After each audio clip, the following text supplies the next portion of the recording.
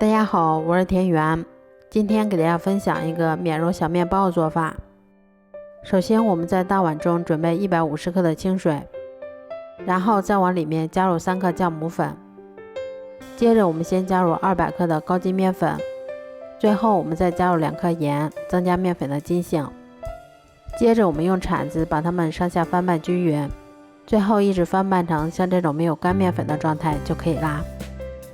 翻拌均匀后，我们再给它盖上保鲜膜，把它放到冰箱里面冷藏发酵1个晚上。像这样体积明显变大，我们的面团就已经醒发好啦。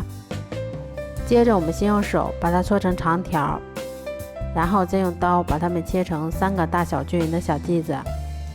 我们取一个小剂子，先把它按扁成小饼的形状，接着我们再像这样先把它从一头慢慢的卷起来，像这样我们的生胚就做好啦。